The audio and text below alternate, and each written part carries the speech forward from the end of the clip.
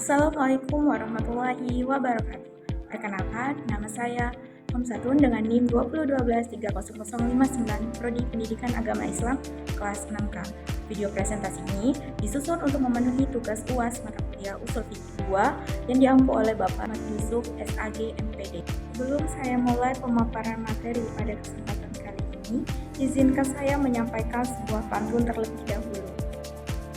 Pergi ke taman memetik melati, harumnya semerbak menyejukkan hati. Mari simak presentasi kali ini, semoga menambah ilmu dan inspirasi. Baik, pada kesempatan kali ini saya akan memaparkan materi tentang Al-Qawaid Al-Fiqhiyah. Teman-teman ada yang tahu apa itu pengertian Al-Qawaid Al-Fiqhiyah? Jadi teman-teman, qawaid fikih ini terdiri dari dua kata, yaitu qawaid atau kaidah atau dasar dan fikih yang berkaitan dengan fikih. Secara bahasa, qawaid ini berarti dasar, asas atau fondasi tempat berdirinya sesuatu, baik secara nyata maupun makna. Nah, sedangkan secara istilah, al-qawaid al-fiqhiyah adalah aturan-aturan umum dalam ilmu fikih yang digunakan untuk memudahkan memahami dan menetapkan hukum dari berbagai kasus. Kaidah ini mencakup banyak masalah fikih tetapi tidak selalu berlaku untuk semua kasus atau bersifat mayoritas. Karena merupakan hasil ijtihad ulama itu bisa berbeda-beda. Dalil yang digunakan bisa berbeda atau qat'i dan zoni, terkadang ada pengecualian dalam penerapannya. Selanjutnya pengertian al-qawaid al-usuliyah. Al-qawaid usuliyah adalah kaidah-kaidah dasar dalam ilmu usul fikih, yaitu ilmu yang membahas metode dengan cara menggali hukum Islam dari Al-Quran dan Sunnah. Nah, secara sederhana, qawaid usuliyah ini adalah aturan dasar yang digunakan untuk menentukan bagaimana cara mengambil hukum, sedangkan qawaid fikih ini digunakan untuk menerapkan hukum pada kasus-kasus tertentu. Jadi, qawaid fikih ini adalah kaidah untuk mempermudah penerapan hukum fikih, sedangkan qawaid usuliyah ini adalah kaidah untuk metode menggali hukum dari dalil. Baik, selanjutnya itu macam-macam al-qawaid al-fiqhiyah dan usuliyah. Nah, yang pertama itu macam-macam al-qawaid al-fiqhiyah meliputi yang pertama, segala sesuatu tergantung niat. Nah, kaidah ini menjelaskan bahwa setiap perbuatan manusia dinilai berdasarkan niat yang ada di dalam hati. Nah, niat ini menjadi menentu apakah suatu amalan bernilai ibadah atau tidak. Jika niatnya baik, maka perbuatannya akan bernilai baik. Namun, perlu dipahami bahwa niat itu tidak bisa mengubah perbuatan yang jelek menjadi baik. Misalnya, mencuri tetapi salah, walaupun dengan alasan membantu orang lain. Nah, sebaliknya, perbuatan baik bisa kehilangan nilai jika niat yang tidak benar, seperti beramal hanya untuk pamer. Jadi niat ini berfungsi untuk menjaga dan menentukan kualitas suatu amal. Nah, yang kedua itu keyakinan tidak dapat dihilangkan dengan keraguan.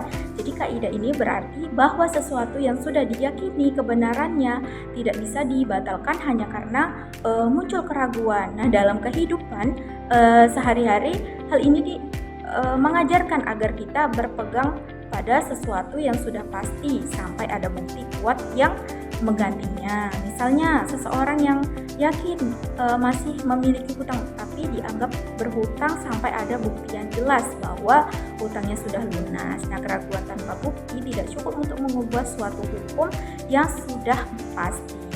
Yang ketiga itu kesulitan mendatangkan kemudahan. Jadi Islam ini adalah agama yang tidak mempersulit. Ketika seseorang berada dalam kondisi sulit, maka syariat ini memberikan keringanan atau ruksyah. Nah, contohnya orang yang sakit boleh tidak berpuasa dan menggantinya di lain waktu. Namun keringanan ini hanya berlaku pada kondisi sulit seperti sakit dan lain sebagainya. Jika keadaan sudah kembali normal, maka hukum kembali ke aturan semula. Kaidah ini menunjukkan bahwa hukum Islam ini fleksibel dan mempertimbangkan kondisi manusia. selanjutnya itu yang keempat, bahaya yang harus ditinggalkan. Nah, kaidah ini mengajarkan bahwa segala bentuk bahaya baik kecil maupun besar harus dihindari atau dihilangkan. Nah, bahaya yang dimaksud bisa berupa fisik maupun non-fisik. Namun tidak semua bahaya harus dihindari, terutama jika bahaya tersebut merupakan bagian dari kewajiban yang harus dijalankan. Misalnya, risiko dalam berijtihad tidak bisa dihilangkan untuk meninggal kewajiban tersebut. Intinya Islam ini sangat menjaga kemaslahatan tetapi mempertimbangkan kewajiban yang lebih besar. Yang terakhir itu adat kebiasaan dapat dijadikan hukum. Nah, kaidah ini menjelaskan bahwa kebiasaan yang berlaku di masyarakat dapat dijadikan dasar dalam menentukan hukum. Nah, kebiasaan tersebut bisa berupa ucapan maupun perbuatan yang sudah dilakukan secara terus-menerus dan diterima oleh masyarakat. Namun tidak semua adat bisa dijadikan hukum, hanya adat yang baik dan tidak bertentangan dengan ajaran Islam yang dapat diterima. Nah, dengan adanya kaidah ini, hukum Islam dapat menyesuaikan dengan kondisi sosial dan budaya masyarakat. Jadi kesimpulannya teman-teman, kaidah usuliyah ini adalah berfungsi sebagai pedoman dasar dalam memahami dan menetapkan hukum Islam. Nah, dengan adanya kaidah ini, hukum Islam ini menjadi lebih terarah, terus fleksibel dan tetap relevan dengan berbagai kondisi kehidupan di masyarakat. Selanjutnya itu macam-macam al-qawaid al-usuliyah. Yang pertama, lafaz amar atau perintah. Nah, lafaz amar ini adalah bentuk perintah dalam usul fikih. Secara bahasa berarti menyuruh melakukan sesuatu. Secara istilah, amar ini adalah perintah dari pihak yang lebih tinggi seperti Allah kepada yang lebih rendah manusia untuk melakukan suatu perbuatan. Nah, dalam Al-Quran dan hadis, amar ini menunjukkan kewajiban untuk dikerjakan, kecuali ada petunjuk lain yang mengubah maknanya. Nah, perintah tidak hanya dalam bentuk kata langsung seperti kerjakanlah, tetapi juga bisa dibentuk dalam yang bermakna perintah. Baik, yang kedua itu lafaz nahi atau larangan. Nah, lafaz nahi adalah bentuk larangan, secara bahasa berarti mencegah atau melarang. Secara istilah, nahi ini adalah perintah dari pihak yang lebih tinggi, yaitu Allah, yang lebih kepada yang lebih rendah untuk meninggalkan suatu perbuatan, yaitu manusia. Nah, pada dasarnya larangan menunjukkan hukum haram atau tidak boleh dilakukan kecuali ada dalil yang lain yang mengubah maknanya. Nah, larangan juga bisa memiliki beberapa makna lain tergantung konteks. Fungsi nahi ini bisa bermakna haram, makruh, doa atau perbuatan dan lain sebagainya.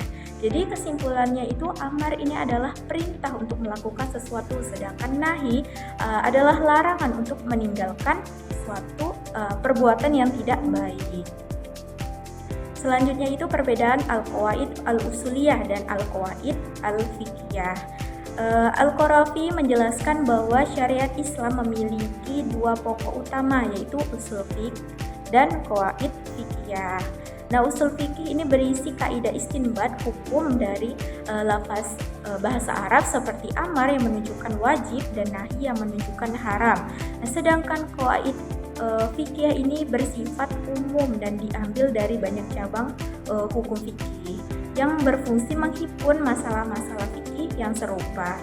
Menurut Atiyah Adlan, qawaid usuliyah ini adalah dalil-dalil umum untuk menetapkan hukum, sedangkan qawaid fikih adalah hukum-hukum umum yang digunakan untuk mengumpulkan dan memahami berbagai permasalahan fikih.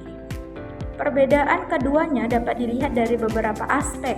Kalau qawaid usuliyah ini berfungsi sebagai metode untuk mengistinbat hukum dari dalil, sedangkan qawaid fikih itu berfungsi menghimpun dan memudahkan pemahaman hukum-hukum fikih yang serupa.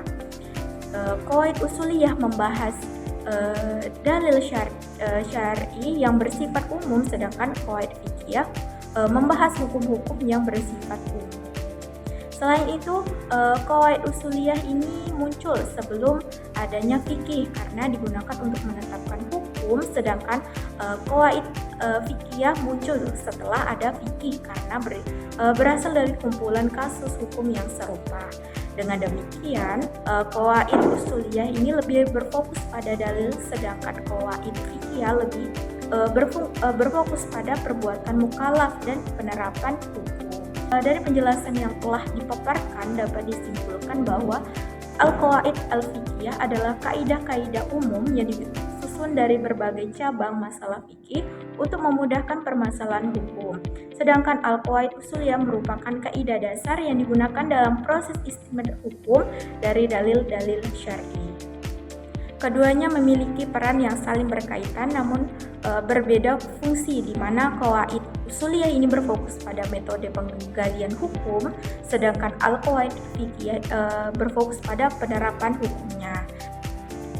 Selain itu, terdapat berbagai kaidah penting seperti kaidah niat, keyakinan, kemudahan, penghilang bahaya, dan adat yang menjadi dasar dalam penetapan hukum Islam. Meskipun demikian, kaidah-kaidah tersebut umumnya bersifat mayoritas dan tidak selalu berlaku mutlak karena adanya pengecualian dalam kondisi tertentu. Dengan memahami kedua jenis kaidah ini, seseorang dapat lebih mudah memahami, mengembangkan, dan menerapkan hukum Islam secara tepat dan bijaksana. Baik, demikianlah materi yang dapat saya sampaikan. Sebelum saya tutup, izinkan saya menyampaikan sebuah pantun. Burung merpati terbang ke awan, hinggap sejenak di pohon jati. Terima kasih atas perhatian. Semoga presentasi ini memberi manfaat bagi kita nanti. Dengan demikian, presentasi yang dapat saya sampaikan. Mohon maaf apabila terdapat kekurangan maupun kesalahan dalam penyampaian materi. Saya akhiri. Wassalamualaikum warahmatullahi wabarakatuh.